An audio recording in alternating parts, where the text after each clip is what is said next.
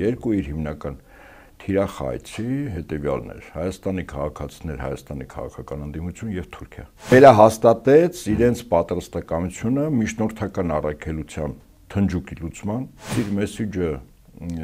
Հայաստանի քաղաքական ընդդիմադիր դաշտին հետևյալն էր, որ սկզբունքորեն իրենց անձերը եւ անհատները չեն հետաքրքրում, թե ով լինի Հայաստանի ապագա վարչապետը, իրենց օրակարգն է հետաքրքրում։ Իրենց համար ցանկալի այն ուժերը կամ ուժերի դաշինքը, որոնք այս օրակարգում են։ Արդյոք չի սպասարկում այդ ձեր ասած օրակարգը գործող իշխանությունը։ Հայտարարություն, գործ։ Լավ, եթե տենց է, դες 102 բազան էլ հանեք, Թուրքիայի, Հայաստանի, Իրանի, Հայաստանի սահմանին սահմանապահներն էլ հանեք, հիմա թուրքերը կգան։ Դա խնդիրը 5 երկրի դրոշի ներկայացումներ, որը Ալիևի համար իհարկե խնդրահարույց էր։ Հիմա որ կա այդ նախ, որը համաձայնեցված է, Ռուսաստանը դրան կողմ է, այ հիմա որ կա Հայ-Ադրբեջան։ Ռուսաստանը ասեց, ես դեմ եմ դրան, անուղղակի ասեց։ Ռուսաստանը էլ ասում է Հայաստանի իշխանություններ, եթե դուք իսկապես ձեր երկրի շահն եք հետապնդում, եկեք այդ երրակողմ, որտեղ Ալիևի ասածները ընդամենը հոց են ցնդելու, չէ՞։ Թուրքիան այս ուղղության վրա գործողություններ տանի, ընդ որում Ռուսաստանի դեմ 3 ուղղությամբ է ճակատ բացելու Թուրքիան։ Լավրովը նաև Թուրքիային ցույց է տալիս այդ Արարատի լուսանկարի իմաստը, որ այս տարածքը մեր կենսական եւ ռազմավարական նշանակություն տարածք է։ Սերգեյ Լավրովը Հայաստանում էր։ Ինչ տվեց այս այցը, արդյոք ավելի խորացան, թե սկսում են հարթվել հայ-ռուսական հարաբերություններում առկա կնճիռները։ Բարև ձեզ, ես Արկադի Գրիգորյանն եմ, Կիզակետում այսօր կփորձենք որոշակի փակագծեր բացել։ Ռազմական փորձագետ Հայկ Նահապետյան, բարի գալուստ Կիզակետ։ Շնորհակալ եմ հրավեր ընդունելու համար, եւ այսպես Լավրովը հայտարարեց, որ վաղուց իդեպ, ես որ նման խոսք չէի լսել ռուսական բարձրաստիճան պաշտոնյայից, պատրաստ են աջակցել Հայաստանի պաշտպանությանը, ինքնիշխանությանն ու տարածքային ամբողջականությանը։ Ինչ է սա նշանակում, չէ՞ որ այս մասին գրված է նաև 97 թվականի մեր պայմանագրում։ Ինչու է Մոսկվան հիմա սա նորից բանավոր ասում, վերադառնում են Հայաստան, այսպես պատկերավոր ասեմ։ Ինչ մեսիջ էր, սա եւ ընդհանրապես իր այցը եւ իր խոսքերը Երևանում, ինչ մեսիջ էր։ Նախ Ռուսաստանի արտաքին գերատեսչության ղեկավարը անհիշելի ժամանակներից Հայաստանում չէր եղել։ Սա առաջին, երկրորդ։ Այն ինչ ինք ասեց, ոչ միայն ձեր ասածը։ Այո, մի շարք բան է ռազմաբազայի մասին եւ այլն։ Որոց նորություն չկար։ Այդ թվում նաև մեզ կարևորում եմ տարածաշրջանային թնջուկները լուծել 3 գումարած 3 ձևաչափ։ Հայաստանը իր վրա վերցած պարտավորությունները ԱՊՀ-ի, ԵԱՏՄ-ի եւ ՀԱՊԿ-ի շրջանակներում ճշգրտորեն կատարի։ Հայաստանի ապագայի տեսլականը Շանհայի համագործակցության կազմակերպության եւ BRICS, ինչպես նաեւ կրկին անգամ վերագնահատեց մեր կորուստների հիմնական մեղավորներին եւ պատճառ հանդիսացողներին, խոսքս Արցախի մասին է եւ Հայաստանի տարածքների կորուստների։ Եվ այս ամեն ինչ է նշանակում, ուրեմն Այն ինչ որ ինքը ասեց եւ ինքն է ասել եւ նախագահ Պուտինի մամուլի խոսնակը եւ փոխվարչապետ Օվերչուկը, որը զբաղվում է հիմնականում այդ հարցերում, այո, եւ ամենակարևորը մոտակա ապագայում հայ-ադրբեջանական թնջուկի լուծման կրկին անգամ վերահաստատեց բանալին, դա 4 երակողմ հայտարարություններն են։ Այսինքն որոշ նորություն չկար։ Մեր դեպքում ինչ կար, բայց ինչու դա այո, Երևանում ինչու դա կրկնել այն փուլում, երբ որ թվում է թե հայ-ռուսական հարաբերությունները շատ վատ են։ Եվ արդյոք կրկնելու համար Լավրովը պետք է հասներ Երևան։ Սա եւս հարց է առաջանում։ Ես կարծում եմ իր այցը ավելի շուտ 2 մեսիջ ուներ։ Այն ինչի մասին մենք մտածում ենք իշխանություններին ինչ որ բաներ ասել, ինչ որ բաներ ակնկալել, դա կարծում եմ 10-րդական է։ Երկու իր հիմնական թիրախայցի հետևյալն էր Հայաստանի քաղաքացիներ, Հայաստանի քաղաքական ընդդիմություն եւ Թուրքիա։ Ինչ էր ուզում ասել այդ ձեր ասած կոնտինգենտներին։ Ուրեմն Հայաստանի ընդդիմությանը եւ ավելի շուտ ես կարծում Հայաստանի քաղաքացիները Ռուսաստանը կրկին անգամ վերահաստատեց իր մոտեցումները Հայաստանի հետ հարաբերություններում բոլոր ոլորտներում։ Այդ թվում նաեւ անվտանգային։ Այդ թվում նաեւ Ադրբեջանի հետ հարաբերություններում։ Այդ թվում նաև Արցախի հարցում։ Այսինքն կարծես ասած մենք կանք այդ ակտիվ ենք լինելու, այդպես հա, եթե բացենք։ Վերահաստատեց իրենց պատրաստակամությունը միջնորդական առաքելության թնջուկի լուծման եւ պատրաստակամությունը, հավատարմությունը կնքված պայմանագրերին, առաջնորդին անվտանգային եւ որի վերաբերյալ ինքը ասաց պաշտպանության, տարածքային ամբողջականության եւ ինքնիշխանության, հա։ Եվ ըստ իս իր մեսիջը Հայաստանի քաղաքական անդիմադիր դաշտին հետեւյալն էր, որ սկզբունքորեն իրենց անձերը եւ անհատները չեն հետաքրքրում, թե ով լինի Հայաստանի ապագա վարչապետը, իրենց օրակարգն է հետաքրքրում։ Եվ ինքը կոնկրետ օրակարգ ասեց։ Չի եղել որորդ մոտեցում, որի վերաբերյալ Լավրովը չի ասել։ Այդ թվում նաեւ կրկին անգամ վերահաստատեց օրվա իշխանությունների ձախողումները Արցախի հարցում, երբ նշեց 22 թիվ հոկտեմբերի 6 Պրահա։ Միրզոյանը պատասխանեց, դրան էլ կանդրադառնանք։ Այդ Միրզոյանի պատասխանները դնենք մի կողմ, էլի, ասենք Սուտասանից ճշմարտություն ակնկալել, առանց որ այս քաղաքական խմբակը օրվա իշխանությունները Սուտասանների միավոր է, թե Միրզոյանը ինչ ասեց, այդ Ռուսաստանի համար 10-րդական է։ Բայց դե պետք է ասել, պարոն Ապետյանը, ճիշտ եմ հասկանում ձեզ, մի բան ընդհատեմ, որ այդ օրակարգ ասելով ընդդիմության ուղղված մեսեջը այն էր, որ ով այս օրակարգը կընդունի մենք նրա կողքին են, ճիշտ եմ հասկանում, եթե ուղիղ։ Իրենց համար ասաց, որ ստեղծված աշխարհակական արկա իրողությունների պայմաններում իրենց շահերի սպասարկման տեսանկյունից իրենց հետաքրքրում է այն մոտեցումները, որի վերաբերյալ իրենք բարձրաձայնեցին։ Եվ եթե շատ բնական է, ով Հայաստանում քաղաքական այդ օրակարգի մեջ լինի, իդեպ ասեմ, օրինակ Ռուսաստան-Բելարուս միության մասին որովհետեւ խոսք չեղավ, հա, սա հստակ է, հա։ Այսինքն մենք նաև գնահատենք այն, ինչ ինքը չասեց, ոչ միայն այն, ինչ ինքը ասեց, հա։ Այսինքն դա չկա մեր մասով այդ իրենց ծրագրերի մեջ չկա։ Ես ասում եմ, սա այնքան պարզ է, ինքը եկավ վերահաստատելու եւ քանի որ մոտենում է ընտրությունները մեզ մոտ, հա, ու ընդունենք հերթական ընտրությունները, եթե ֆորս մաժոր չի լինում, ապա իրենց հետաքրքրում է այն ուժերը քաղաքական կամ այն միավորներն ու դաշինքները, որոնք այդ օրակարգում են։ Օրինակ, եթե հիմա անվտանգության հետ կապված որովհետեւ քաղաքական ուժ կամ ուժերի միավոր կեցվածքը դրսևորեն, իրենց համար կարևոր է, որ Ռուսաստանը կնքված պայմանագրերի տրամաբանության մեջ լինի։ 95 թիվ Ռուսաստանը կնքած, 92 թիվ Հայաստան, Իրան, Հայաստան, Թուրքիա սահմանապահ զորքեր Ռուսաստանի, այո, ԵԱՏՄ-ի տնտեսական առումով հայ-ռուսական սլավոնական համալսարանում ուսանողները հանդիպմանը շատ հստակ թվեր ասեց եւ փաստացի ասեց Հայաստանը այլընտրանքել չունի եւ անտրամաբանական է այլընտրանք ունենալ, որով որ ձգտում են Եվրամիության շուկան կամ նրանց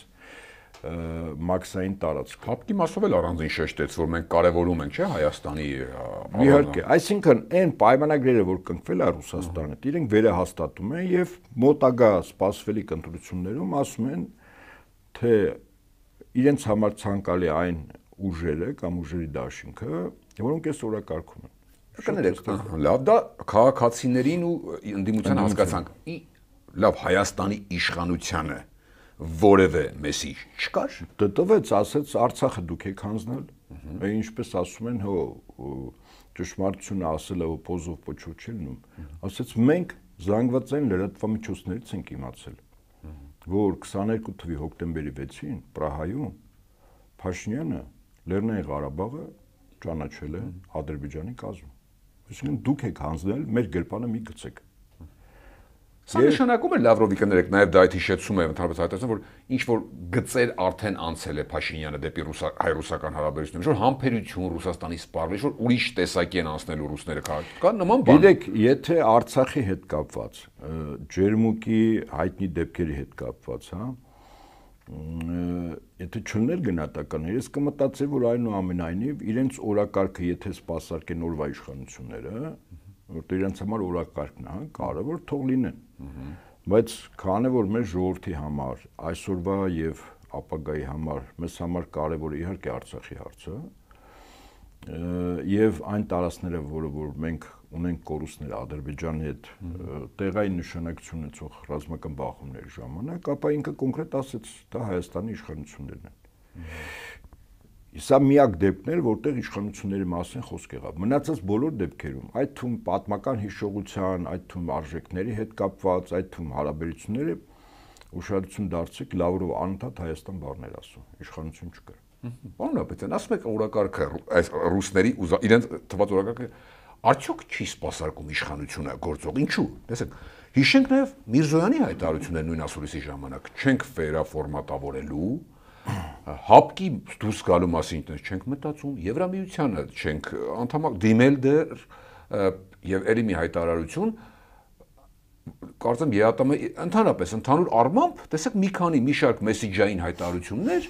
որոնք հակառակի մասին են պնդում, արդյոք չի սպասարկում այդ ձեր ասած օրակարգը գործող իշխանությունը։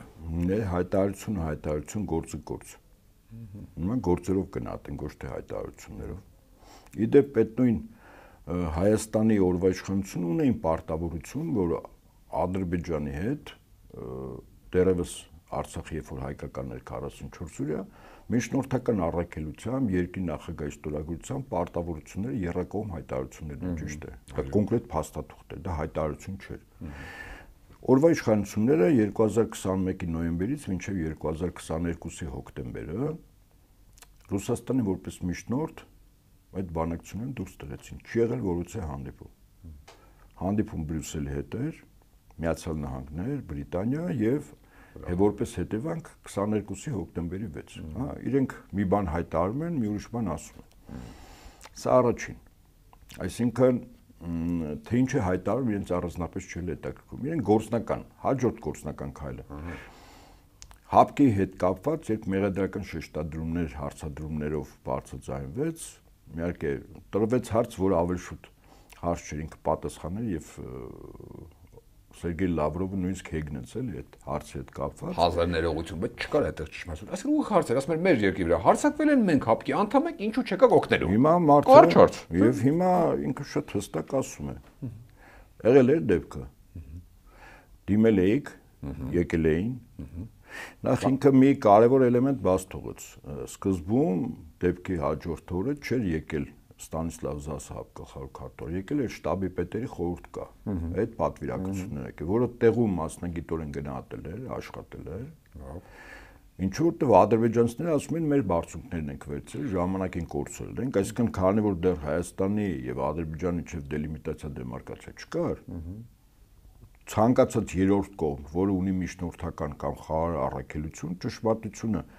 իրապես բացահայտելու համար տեղում չէ պիտի գնահատի։ Այդ խումբը եկել էր, աշխատել էր։ Իր հետ որոցը մեկ այստեղ չհանդիպեց։ Նա գնաց Մոսկվա, հետո հաջորդ օրը 1.5 օր հետո Ստանիսլավ Զասի խումբը եկավ։ Այդ իրողությունների ֆոնի վրա մասնագիտական իրենք եւս տեղանքում նայել են, գնահատել են։ Եվ մեզ համար դա կարևոր է, չէ՞։ Դե դրա համար հարցը ասում են, բա հետոն ինչի չեղավ։ Դե հիմա կարևորությունը հետեւյալն է, որ օրինակ Փաշինյանը ընդունեց Ստանիսլավ Զասին։ Չէ։ Պաշտպանության նախարարը ընդունեց Ստանիսլավ Զասին, անվտանգության խորհրդի քարտուղարը ընդունեց։ Դուք հասկանում եք, հիմա մարդիկ գալիս են քո տված հայցի հիման վրա, իրավիճակ են գնահատում, մինչև Մոսկվա գնալը քեզ հետ չէ պիտի հանդիպեն խոսեն։ Բնական է, ներկայացնեն, կարող է դիմացի կողմը հակափաստարկներ ունի, կամ ասում է դուք սխալ եք գնահատել, ճիշտ է։ Այսինքն հակատրամաբանակարը Երևանը չի ուզել որ գան իրեն պաշտպանեն։ Հիմա ես փաստերն եմ արձանագրում, խումբը այստեղ Զասի աշխատել է, իրեն պաշտոնատարը ես 3 անձի անուն ասի, իրենք չեն ընդունել։ Սա անտրամաբանական է։ Ինչու՞։ Որտեւ այն աշխատանքի արդյունքը, որ այդ խումբը ունեցավ, բնականաբար ինքը գնալու էր Մոսկվա, չէ՞, զեկուցեր։ Բա այստեղ չիմանալ կոնկրետ Հայաստանի կեցվածքը իրենց հավաքած տեղեկատվության հիման վրա, ինչքանով է իրականության անպատասխանում, ինչքանով ոչ։ Այսինքն եւ երբ որ իրեն գնացին Մոսկվա, առաջարկը դա սեպտեմբերի ամիսն էր, հոկտեմբերին հապկը կոնկրետ այդ երկու խմբի շտաբի պետերի խորհրդի եւ հապկի գլխավոր քարտուղարի խումբը իրենք զեկույց են ներկայացել, որպեսզի բացառեն այսուհետ Հայաստանի եւ Ադրբեջանի շփման գծում ռազմական որևիցե բախում, ոչ միայն Ջերմուկում, այլև այլ վայրերում կոնկրետ հապկը առաջարկում էր դիտորդներ, որի վերաբերյալ նախորոք եղել է պայմանավորվածություն։ Եվ հապկի գագաթաժողով, որը Երևանում էր, Հայաստանը մերժում է սա։ Հիմա գտնում եք դա տրամաբանական է։ Հայաստանը մերժման հիմք ուներ, չէ՞, բայց կարծեմ հիմքը ո՞րն էր, որ չեք ճանաչում, հա։ Ասում եմ դուք սահմանները չեք ճանաչել, պատասխանատվության գոտին ձեր չեք ճշտել։ Չէ, բայց եղբայր, եթե դելիմիտացիա դեմարկացիա չի արվել, Հայաստանը դեռևս իր սահմանները Ադրբեջանի հետ չի ճշտել։ Այսինքն հապկը ինչ սահման ճշտի։ Այսինքն կներեք, որ նման դեպք լիներ, օրինակ մինչև 2018 թիվը հապկը էլի պետք է այդ նույն բանն ասեր, որ դերի նկատի ունեմ կապված չէ դա հենց Նիկոլ Փաշինյանի հետ։ Եկեք, որոնք 17 թվին էր մտել ջերմուկ։ Եկեք իրականության դեմ չմեղաչենք։ Հա, ես հիմա ասեմ ոչ որպես կողմնակալ կողմ, որպես Հայաստանի քաղաքացի, որպես հայ, որպես նախկին զինվորական։ 94 թվականի հրադադարի ռեժիմի հաստատումից մինչև 2022 թվականի դեպքերը եւ մենք եւ Ադրբեջանը իրենց շփման գծում դիրքերի բարելավման համար վերցել ենք բարձունքներ, տարածքներ, երկկողմանի եղել։ Հաշվառնելով որ մենք հաղթող կողմ ենք եղել, մեր մոտ միգուցե ավելին է եղել, քան ադրբեջանցիները, որտեղ 240 կիլոմետր չի եղել։ Հիմա ես խնդիրը 200 չէ, խնդիրը տարածքների մասն է։ Եղել է, դիրքերը հետո առաջ, Չէ, օրինակ հիմա Տավուշի մարզում 2005-ին բավականին բաներ վերցվել է։ Հակառակորդը, որտեվ բարձունքների վրա էր գտնվում եւ հիմա էլ է գտնվում մեծ սարկա, այդտեղ Ադրբեջանն օդունդաղի կոչվում։ Իրենք են վերցել։ Այդ սարից իրենք իշխում են մեր բոլոր դիրքերի երկու մարզի եւ բնականաբար մենք մեր բնակավայրը պաշտպանելու համար համարժեք քայլեր ենք արել։ Այդ համարժեք քայլերը այո ինչ որտեղ միգուցե նաեւ այնպիսի իրողություններ է վերահաստատել, որով մենք առավելություն ենք ստացել։ Այն որ ասում են Տավուշը ամենամրացված, ճիշտ եմ հասկանում, ամենամրացված մեր Հա, բայց այդ միայն ոչ միայն մեր տարածքների հաշվին, ասեմ ձեզ։ Հիմա սա իրողություն է։ Հիմա նայենք չեզոք դիրքից, Ռուսաստանի, հա, աշկերով նայենք այս ամեն ինչին կամ հապկի։ Իրանք գիտեն չէ որ մենք իրենց տարածք ենք մտել Ադրբեջանը մեր տարածք, այսինքն սահմանը քանի դելիմիտացիա դեմարկացիա չկա։ 17 թվին նույնն է լինելու, 15-ին նույնն է լինելու, որտեղ չկա դա, խախտված է։ Եվ հետաբար, եթե մենք հապկից կամ Ռուսաստանից ասում ենք եկեք ձեր զորքը այստեղ դրեք, հա, սահմանի ամբողջ շփման գծի, իրենք որտեղ կանգնեն։ Բա որ Ադրբեջանը ասի, այս GPS-ը, էս էլ 85 թվի քարտեզը, սա իմ տարածքն է, ճիշտ է, հիմա հայկական զինուժն է, դուք ես եկել իմ տարածքում կանգնել, հարգելի հապկ, օրինակ, տրամաբանական է, չէ՞ հարցս։ Ահա։ Բայց կա նաև այլ իրողություններ, իսկ այդ այլ իրողությունները հետևյալն է։ Խնդիրը մեզ համար, որովհետեւ Ադրբեջանը այլևս որևէ ոտնձգություն չաներ։ Մեր զորքը կանգնած է, իրենք անում են։ Ընդ որում հետաքրքիր ուրիշ իրողություն էլ կար, երբ որ 44 սուրյայի վերջին օրերին կամ դրանից որոշ ժամանակ հետո Փաշինյանը ռուսներից, Ռուսաստանից խնդրեց, որ օրինակ Սյունիքում եւ Տավուշում գան ռուսները կանգնեն։ Օրինակ այդ ժամանակ էլ չկար սահմանը։ Բայց կանգնեցին։ Կանգնեցին, որտեվ հայկական կողմը ասեց, այ կանգնեք այստեղ, սա իմն է։ Հիմք են ընդունում հայկական կողմի ասածը։ Իսկ այստեղ այս վերջին խոսակցության մեր հարթության միջոցին նայենք, հայկական կողմը չի ասում, որն է իմը։ Ռուսը որտեղ կա։ Որ ասեր եկեք այստեղ։ Եթե ասեր այո, սա իմն է, ես երաշխավորում եմ Հայաստանի Հանրապետության սահմանախորհրդային Հայաստանից, սա են ժառանգել եւ այլն, Ռուսի համար դա հիմք դիլներ, չէ՞, Ռուսաստանի։ Հիմքը չես տալիս, բայց ամենակարևոր Ռուսաստանը որպեսզի ռազմական բախում չլներ, չէ՞։ Միևնույն է դելիմիտացիա, դեմարկացիա ինչ որ ժամանակ հետո արվելու է, չէ՞։ Որը չգիտեմ երբ, բայց արվելու է։ Չեն կանչել, չեն ուզել հայ, ճիշտ է, որ չեն ուզել որ ռուսները այստեղ լինեն։ Հիմա եթե ռուսական կողմը ասում է, ես բերեմ դիտորդներ։ Իդեպ դիտորդներից հետո մի երկու ամիս հետո այդ Հապկի գագաթաժողովից ռուսական կողմը ասեց նաև կարող են խաղապահներ բերել։ Դիտորդները մի գործառույթ են, խաղապահ այլ։ Այսինքն մեզ որպես պարտված կողմ ձեռնտու չի, որ մեջտեղում գան կանգնեն երրորդ կողմի ուժերը, որտեղ առավել ուժեղ ներկայացող պետությունը ոտնձգություններ չանի, շատ տրամաբանական է, չէ՞։ Եվրամիության դիտորդները կան։ Հիմա Եվրամիության դիտորդները մենք թողին թե ինչով են զբաղվում, որակել են, ուրեմն Եվրամիության նախ դիտորդներ չեն։ Բոլորը անխտիր դրանք տարբեր երկրների զինվորական եւ անվտանգային կառույցների աշխատակիցներ են։ Իրենց խնդիրը օրինակ իրենց ներկայությամբ բավականին բախումներ եղել են։ Շփումներ եղել են։ Մասնավոր գրանցում են ուղարկում են։ Դե գրանցում, հա, մի օրինակն էլ Ալիևին են իդեպ ուղարկում։ Հիմա Հայաստանում կարծիք են ինչու պարոն Ապեծյան, որ ռուս հաշվի առնելով Արցախի խաղապահների բանը թեման, որ դուրս եկան, այդքան էլ անաչառ չէին լինի ռուս դիտորդները հապկի։ Գուշակության մակարդակիցը։ Լավ, եթե տենց է, դες 102 բազան էլ հանեք, Թուրքիայի, Հայաստանի, Իրանի, Հայաստանի սահմանին սահմանապահներն էլ հանեք։ Հանեք, հիմա թուրքերը կգան, սիրով կգան։ Օրինակ երեք պարզում է, որ Էջմիածինը ադրբեջանական հինավուրց կրոնական կառույցի շենք է, իրենք ունեն այստեղ ունեցել են։ Հա, Ղազիաթ էին ասում։ Այո, ու ասենք թե ոնց որ թեմակալ առաջնորդներ։ Հիմա ասում են Երևանը մերն է, Էջմիածինը մերն է, Արեմեցյան Ադրբեջանը մերն է։ Օրինակ ինձ հետաքրքիր է, թե ռուսական կողմը դուրս գա այստեղից։ Օրինակ Փաշինյանը, եթե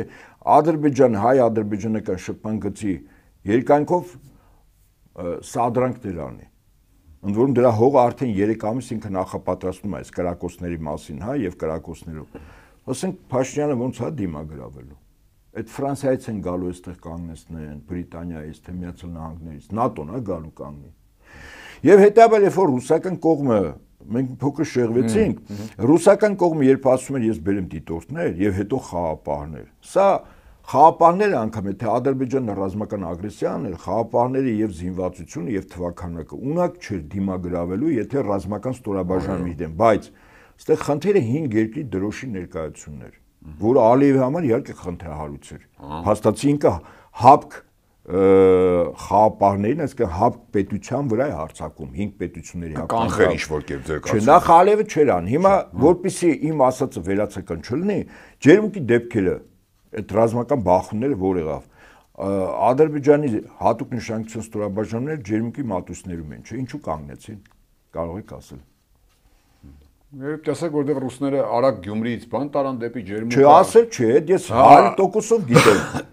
Չէ, բայց որ իրենք չեն էլ ուզում ասեն։ Իդեպ այդ դեպքերից հետո 2 օր հետո նույն Լավրովի մամլոխոսնակը Զախարովան ասեց, մեր միջնորդությամբ է կանգնել։ Իսկ իրականում 102 բազան սահմանա, երկրորդ պաշտպանական բնակից է դուրս եկել, ամբողջ անձնակազմի տեխնիկան։ Մի անգամ Հայաստան իշխանությունները բերանից մի բան լսեցիք, որ այդ դեպքերը կանգնեցրել են ռուսները։ Նու 102 բազան։ Չեք լսել, չէ՞։ Ես լրիվ պատահականորեն եմ իմացել այդ օրը, այդ ժամին, այդ ճանապարհով, երբ որ տեխնիկա եւ անձնակազմը տեղափոխվել, դե այդ չէին կարող թաքուն անել։ Կային ջերմուկ Սիսյան հատ ճիշտ եմ հասկանում, Մայրուղի անձնակազմը նկարվել է, հա, շատերն են տեսել։ Իմ ընկերներից մեկն էլ որ զինվորական այդ բան տեղա գնում էր մի մոտակա գյուղերից մեկի զինրեկն ա եղել։ Որպես զինվորական ինքը հասկացել է եւ տեխնիկան եւ ազնից նկարեց, ուղարկեց։ Այսինքն ես հիմք ընդունեմ ոչ միայն Լավրովի ասածը, ես գիտեմ որ իրենք եկել են եւ Ալիևի համար խնդրահարույց է եղել, որ եթե առաջ կան հանդիպելու են 102 բազային, հա։ Տեղական չի ինքը կհաղթի, չի հաղթի, տեղականը բախումն է, Ռուսաստանն է բախում, ճիշտ է։ Ահա։ Եվ ըստ այդմ իրենք կանգնել են, երբ որ ես ասում եմ ՀԱՊԿ-ի դիտորդներ հետո խաղապաններ գային կանգնեն, դու չենք որ Ադրբեջանը դեռապես ոտնձգություն չէր անի։ Լավ, քանի եկանք այդտեղ Մոսկվան Լավրովի շուրթերով ասաց, որ պատրաստ են ամեն կերպ աջակցել հայ-ադրբեջանական այդ չստորագրվող պայմանագրի վերջի ստորագրմանը։ Ինչ նկատի ուներ, այսինքն իրենք կարող են, տեսեք Հայաստան ասում է պատրաստ են։ Իրենք իզորու են, ուզում են Ալիևին ստիպել, որ ստորագրի։ Ինչ է նշանակում աջակցել։ Հայաստանին մտնում են դրա մեջ։ Դուք լավ եք ասում, ոչ թե իշխանություններն, այլ Հայաստանին, իսկ Հայաստանը մեն այսօրվա իշխանությունը չի ներկայացում։ Դե իշխանությունը ասում պատրաստ եմ ստորագրել։ Ալիևը ասում է իրենք վաղվա իշխանություններն ասում են, Ալիևի պահանջները մենք ընդունում ենք անարդարացի։ Այդ սահմանադրություն եւ այլ։ Մոտ 8-10 կետ կա, որը իհարկե գրվածներին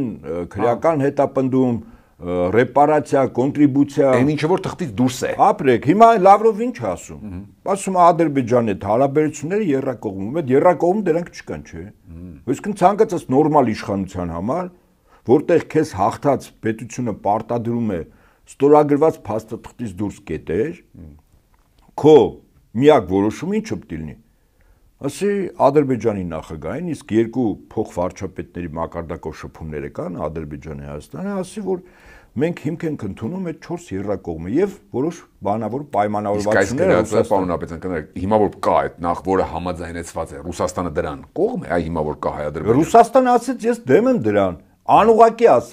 ասեց մեր եւ Հայաստանի Ադրբեջանի հարաբերությունները ճանապարհների բացում, դելիմիտացիա, դեմարկացիա եւ այլն 4 երրակողմով Իսկ այս փաստաթղթի մեջ շատ կետեր, այնքանով որքանով ասել է, գոնե 2-3 կետ մենք լսել ենք, որ այդ 4 երրակողմ չկա։ Այն մնացած 15-ի մասն էլ չգիտենք, չէ՞ ինչա գրած։ Ճիշտ է։ Հələ մենք չգիտենք։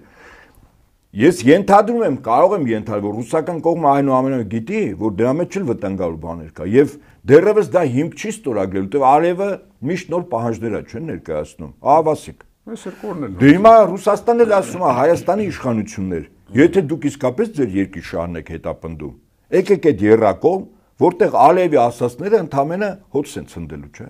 Փաստա չէ։ Իսկ Հայաստանը ինչ ասում, ասում է ես գալիս եմ այդ 4 երրակողմ։ Չի ասում, չէ։ Հայաստանը ամեն օր կրկնում է։ Եթե Հայաստանի երրակողմի մեջ լիներ, Հայաստանը 21-ի նորից եմ կրկնում, 21-ի նոյեմբերից մինչև 22-ի հոկտեմբեր Բրյուսելով նոր պայմանավորվածություններ ձեռք չէր բերի, որը երրակողմից դուրս է, ինչա երրակողմ գրած էր, որ Հայաստանը Արցախը պետք է ճանաչի Ադրբեջանի կազմում։ Գրած էր հետաձգել։ Եվ դա Ռուսաստանի նախագահի ստորագրությամբ է, չէ՞։ Այսինքն Արցախի հարցի կարգավիճակի ապագայի ռուսական կողմը տեստական էր, չէ՞, թողում։ Հայաստանը չէ ջրեց։ Հիմա Հայաստանը պարտադրվում է, ինքը գիտակցաբար է անում, ճնշման ներքո է անում, թե ուղակի գործակալ է, թե կոլաբորանտ կառավարություն է, հազար բան կարող ենք ասել, բայց փաստը մնում է փաստ, որ Ալիևի պահանջները Հայաստանը անում է։ Ռուսաստանը ասում է, ձեզ վատ է, հարգելի Հայաստանի քաղաքացիներ, Հայաստանի ընդդիմություն։ Իշխանության մեջ են մարդիկ, ովքեր գործակալ չեն, ազդեցության գործակալ չեն, իմացեք, այս բոլորը կարելի է մի կողմ դնել Ալիևի պահանջները եւ նաեւ ձեր այսպես կոչված խաղաղության պայմանագիրը, որի մեջ վտանգալու կետեր կան։ Վերադարձեք երրակողմերին, 4 երրակողմ եւ պայմանավորվածություն։ Դուք կտեսնեք, որ այդ ամենը ցնդում է։ Հա, իրենք իզորու են։ Ոնց անգամ դեռ Ուկրաինան չավարտած։ Այդ երկրի նախագահի ստորագրությունն է երրակողմի տակ դրած։ Դա միակ փաստաթուղթն է, ուրիշ փաստաթուղթ չկա։ Ալիևին ինչ ասում է իր ցանկությամբ եւ իր ուժի սպառնալիքի կիրառմամբ է, չէ՞ ասում։ Կա ուրիշ փաստաթուղթ, չկա, չէ՞։ Ռուսաստանը ասում է 4 երրակողմ եկեք ելմակետ, դուք կտեսնեք, որ ամեն ինչ դուրս է գալիս։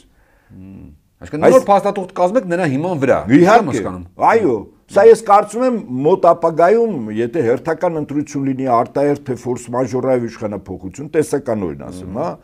ապա այդ փոխվող իշխանությունը,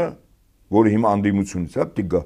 ինքը իր առաջին քայլը ինչ է լինելու, ասելու է այս Ադրբեջանի այդ հարցերը 4 երրակողմով։ 1 Ես հիմա ասեմ Լավրովը ձևակերպեմ հավաքական առումով ինչ ասում։ Ադրբեջանի հետ 4 երրակողմով 1 Երկրորդ տարածաշրջանի հարցերը առանց դրսից տղաբերելու 3 գումարած 3, ճիշտ է։ Քո պարտավորությունները ստորագրած փաստաթղթերով ՀԱԲԿ, ԵԱՏՄ եւ ԱՊՀ ուժի մեջ են 3 Քո ապագայի տեսլականը BRICS-ն է 4 Արցախի հարցն փակված չի, որտեղ երբ որ 4 երրակողմում գնում ես, այնտեղ Արցախի հարցը փակված չի։ Լավ, շատ լավ է ասում։ Ասում է վերջին այդ պարագայում Հայաստանի նոր իշխանությունն եկավ, այդ սա արեց, Ադրբեջանը ասեց խաղաղության process-ը զվիժեցնում ու հարձակվեց։ Ինչ է անելու։ Ուրեմն լավ, հիմա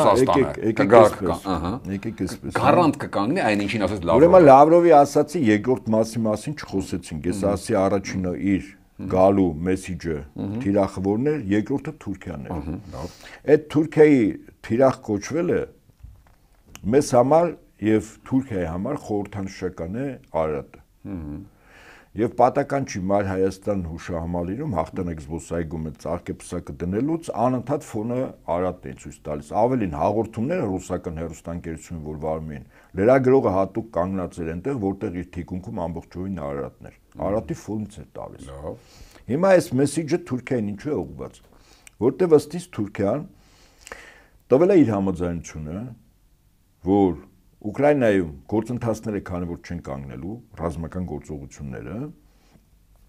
իսկ Ուկրաինայի անցյալ տարվա մայիսից այլևս նախագահի ստատուս չունեցող, բայց նախագահի պարտականություն կատարող անձը կատարում է նվազագույնը Եվրամիության եւ Բրիտանիայի հանձնարարականներից, իրենք պատերազմ չեն կանգնեցնելու, դա այլ թեմա է թե ինչու, ապա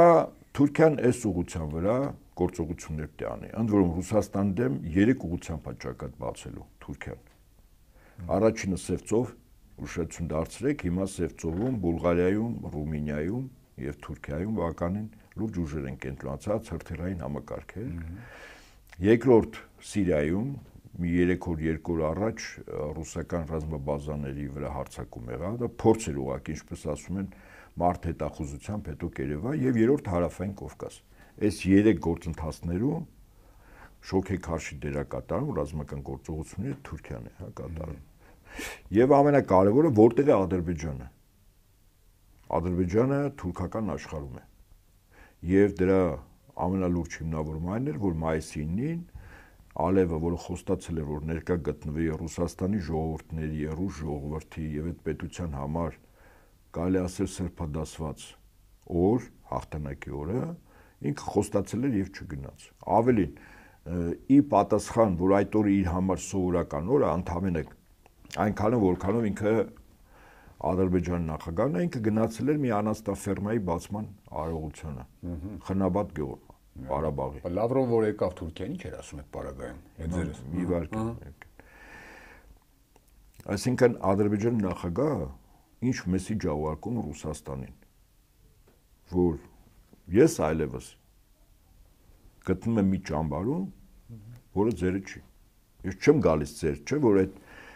80-ամյակի տոնակատարությունը նաև կարևոր էր, որ այլ երկրների նախագահներ չգային։ Մենք գոնե տեսանք, թե եվրոպական մի քանի երկրների նախագահների վրա ինչ ճնշումներ եղավ, անգամ օդային տարածքներ փակեց, այսինքն արևմուտքի համար շատ կարևոր էր, չէ։ Կգա այդ նախագահը, թե չգա։ Նույնիսկ եթե Հայաստանից ինքնիշխանության մի գլխարկ այնտեղ գնաց, նույնիսկ այդ վատ վիճակով, հա, այնտեղ ինքը իրան մեկուսացած բայելով խոսքս Փաշինյանի մասին, հա, բայց Հայաստանը այնուամենայնիվ ներկայացված էր այնտեղ, հա, Ադրբեջանը խոստացել էր եւ չէր գնացել։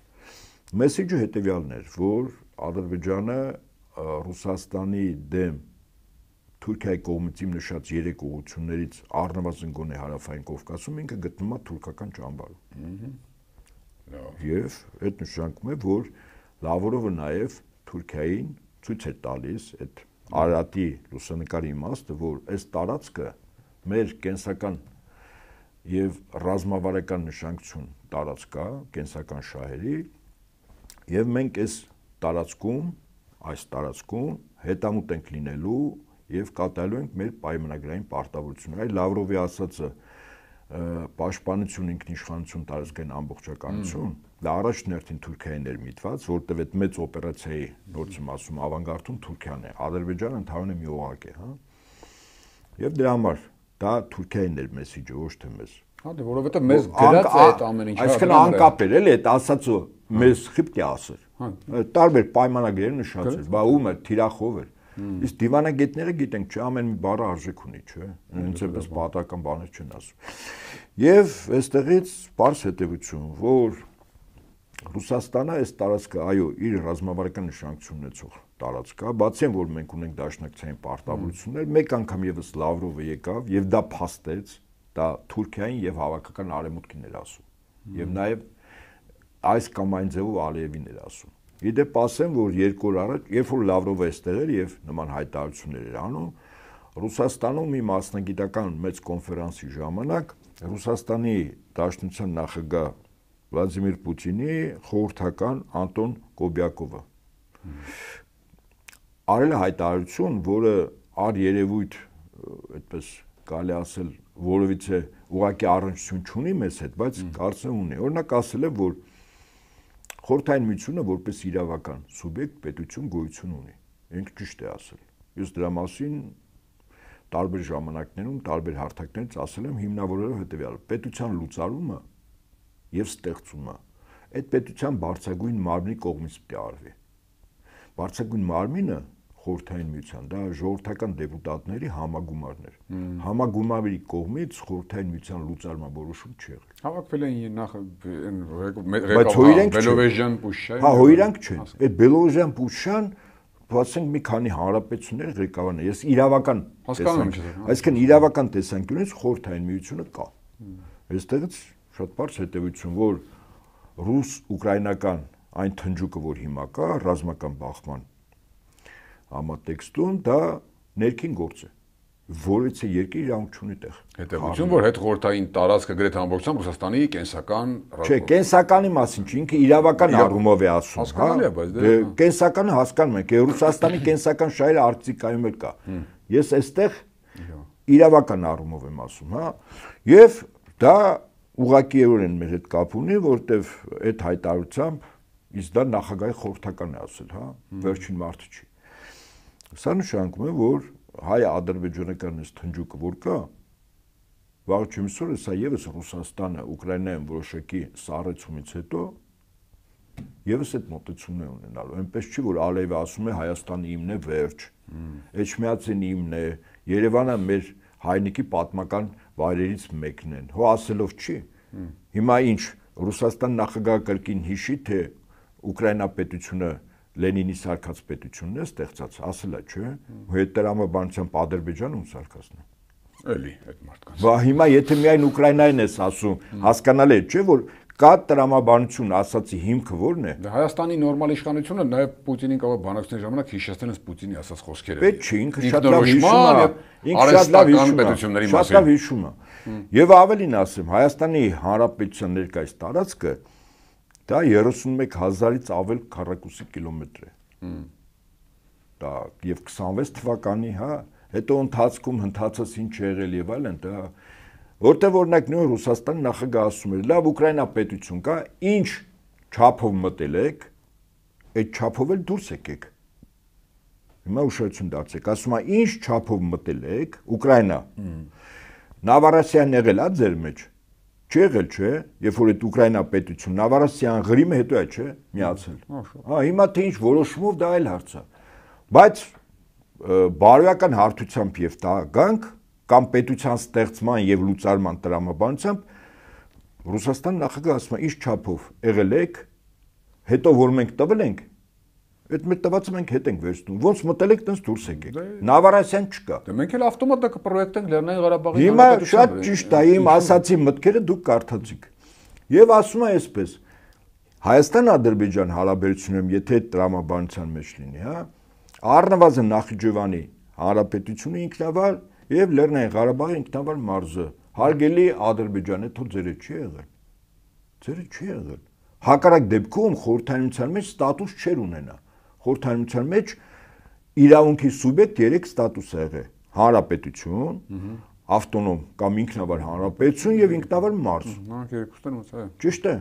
Դե հիմա բարի եղեք, եթե Ադրբեջան դուք այսպես ասում եք, մենք անկախ այսպես, հա։ Հիմա դուք առանց Արցախի լղիմի եւ Նախիջևանն էլ այստեղ։ Ընդ որում Նախիջևանի ստատուսը ավելի բարձր է, որտեղ Նախիջևանի ստատուսի փոփոխման համար երկու պետություն միջազգային իրավունքով պարտավորությունն են։ Դա Ռուսաստանն է եւ Թուրքիան։ Այս լավատեսական կախման կետերով ես իրատեսական։ Լավ, շատ շնորհակալ եմ։ Շատ շնորհակալ եմ։ Հիշեցնեմ, Կիզակետում այսօր ռազմական փորձագետ Հայկ Նահապետյանն էր, Կիզակետի թողարկումներն ուշադրել տեսանյութեր դիտելու համար առաջարկում եմ բաժանորդագրվել մեր YouTube-յան ալիքին։ Կհանդիպենք։